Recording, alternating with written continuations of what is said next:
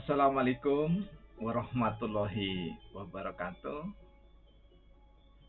Alhamdulillahirabbil alamin. Allahumma shalli ala Muhammad wa ala ali Sayyidina Muhammad.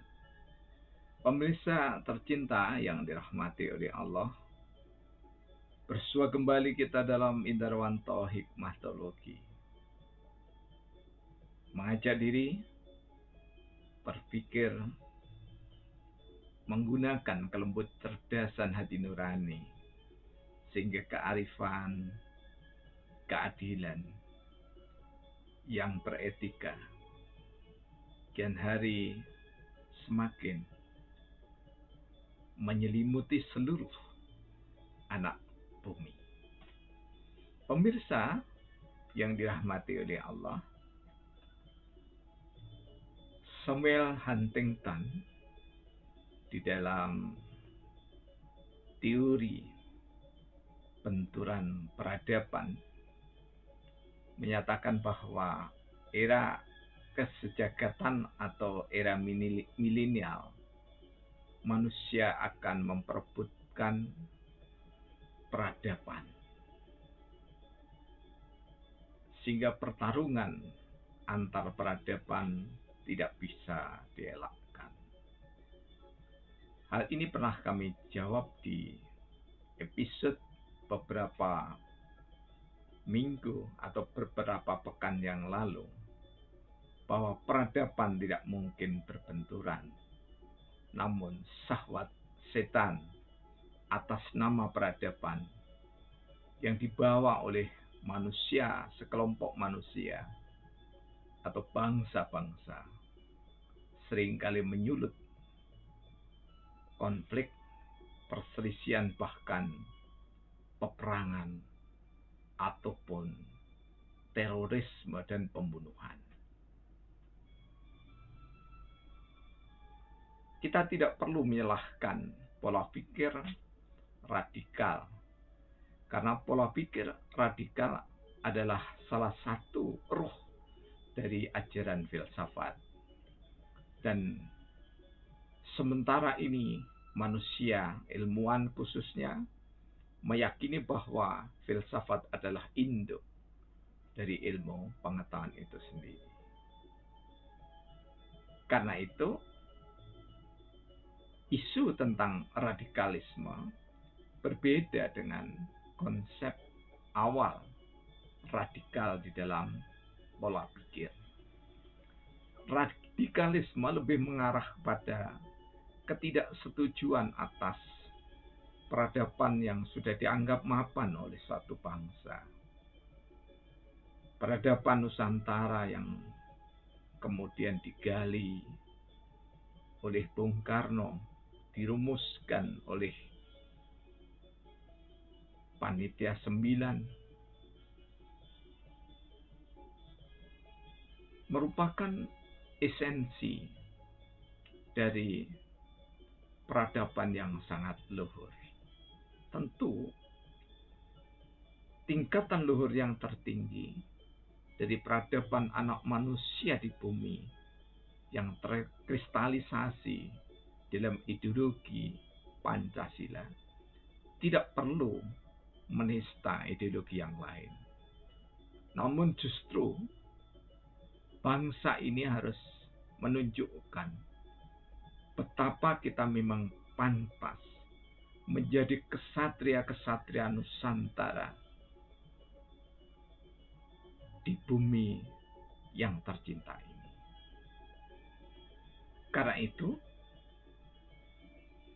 konsepsi ideal atau ideologi yang sudah dirumuskan dan mampat di dalam pembukaan Undang-Undang Dasar 1945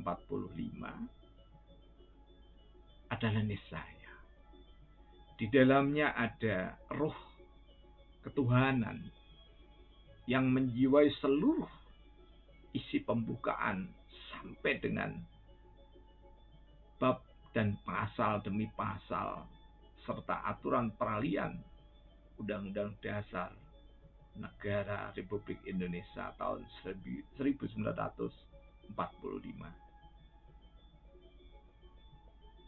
Ada hak dasar yang disebut hak asasi manusia, bahwa kemerdekaan adalah hak segala bangsa. Namun, bangsa yang cerdas, yang diwakili oleh tokoh-tokoh pendiri republik ini, tidak lupa bersyukur bahwa kemerdekaan Indonesia atas berkat rahmat Allah yang Maha Kuasa. Ucapan terima kasih pun disematkan di dalam pembukaan Undang-Undang Dasar ini. Karena itu ada untaian kata merdeka berkat rahmat Allah yang Maha Kuasa, namun diperjuangkan oleh putra-putri bangsa berhati luhur adalah niscaya. Sehingga sangat sejalan apa yang ditorehkan oleh founding fathers kita di dalam pembukaan Undang-Undang Dasar 1945 itu. Bahwa Allah tidak akan merubah nasib suatu bangsa ketika bangsa itu tidak berupaya untuk berubah.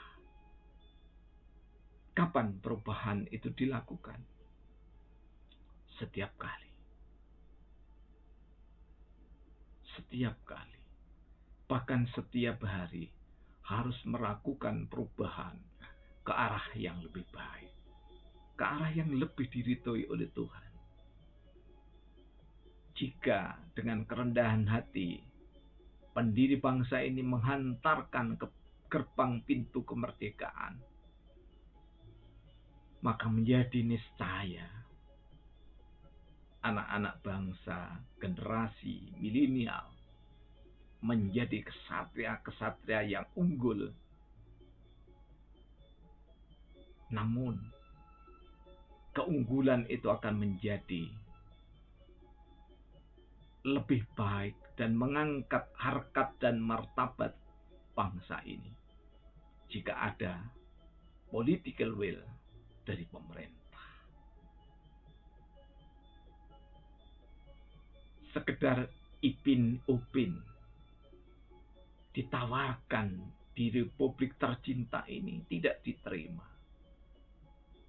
Namun Malaysia dengan keterbukaan dadanya menerima Ipin dan Upin. Dan nyaris tidak pernah ada hari televisi swasta Indonesia menampilkan Ipin dan Upin. Sungguh miris negeri yang kaya dengan anak terdidik dan cerdas bertalenta jika ditolak oleh bangsanya sendiri. Kemudian ada anak muda yang cerdas, luar biasa.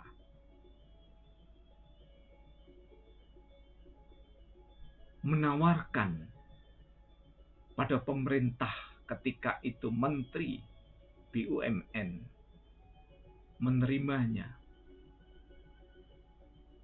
dan akan diwujudkan menjadi mobil nasional bertenaga listrik. Namun ditunggu sampai dengan Dahlan Iskan lengser dari kementerian, tak diwujudkannya.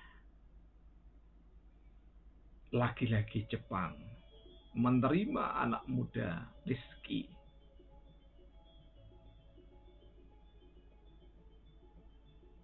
sehingga dia tidak sekedar memiliki atau berada di tahta bergengsi dalam industri otomotif berbasis kelistrikan di Jepang. Namun sekarang Malaysia juga berupaya untuk meminangnya.